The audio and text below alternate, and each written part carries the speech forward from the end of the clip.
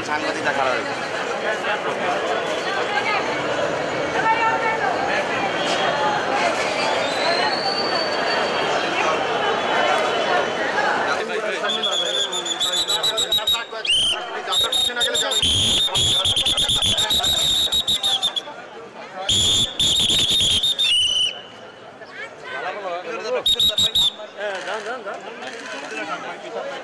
হাজী সেলিম সহ আজকের আদালতে যাত্রাবাড়ি থানার মামলা নম্বর 14/9/2024 ওই মামলায় হাজী সেলিম, তারপরে আগের আইজিপি চৌধুরী আবদুল্লাহ আল মামুন সহ 3 জনকে এই মামলা সোনারের দেখানো হয়। আদালত এই মামলার সোনারের যেটা আছেন ওনাদেরকে সবাইকে এই মামলা সোনারের দেখানোর যেটা এটা মঞ্জুর করেছেন। আর ওই মামলাতে আমরা হাজী মোহাম্মদ সেলিম সাহেবের জন্য একটা জামিন চেয়েছিলাম।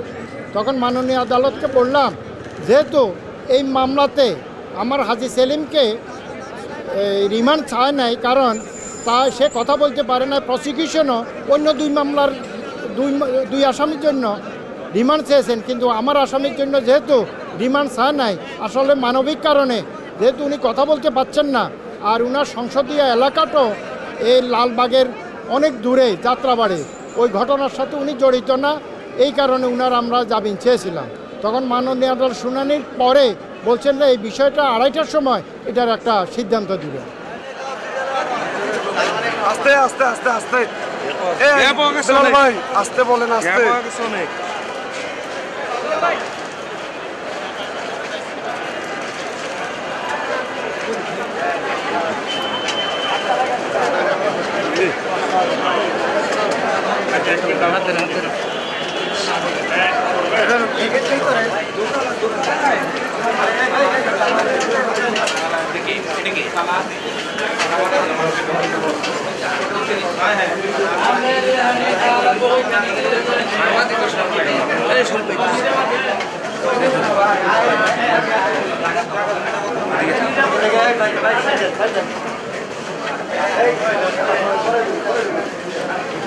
মাননীয় বিজ্ঞ আদালতে ফ্যাসিস্ট হাসিনার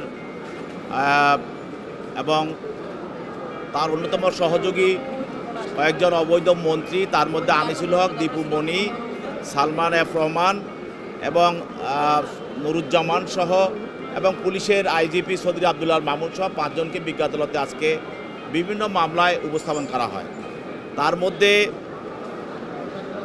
চৌধুরী আবদুল্লাহ মামুন এবং আনিসুল হক তাদেরকে এক মামলায় রিমান্ড প্রার্থনা করা হয়। এটা একটি হত্যা মামলা। সেই মামলাটি ছিল গত 19/7/24 তারিখে শনির একটা মোড়ে আন্দোলনের বৈষম্য ছাত্র আন্দোলনের সময় পুলিশের গুলিতে জিয়াদ হোসেন নামে একজন আন্দোলনকারী নিহত হয়। এই মামলায় তাদের বিরুদ্ধে 10 দিনের রিমান্ড প্রার্থনা হয়। বিজ্ঞ আদালত তাদের বিরুদ্ধে 3 দিনের রিমান্ড মঞ্জুর করেন। আরও একটি মামলা, সেটা হলো বিএনপি কর্মী ওয়াসিম, সে যাত্রাবাড়ি মোড়ে পুলিশের গুলিতে নিহত হয়। সেটাও বৈষম্য ছাত্র আন্দোলনের একটি মামলা। এই মামলায় আনিসুলকের বিরুদ্ধে 3 দিনের রিমান্ড প্রার্থনা করা হয়, তার বিরুদ্ধে 3 দিনেরই রিমান্ড মঞ্জুর করা হয়।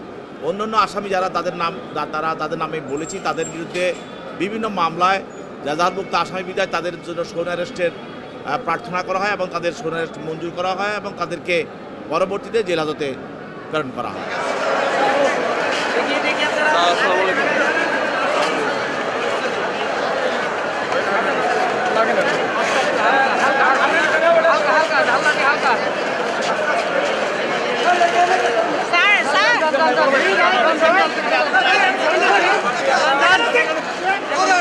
ডালপাটি এখন তো হাটেন হাটেন সামনে কাটেন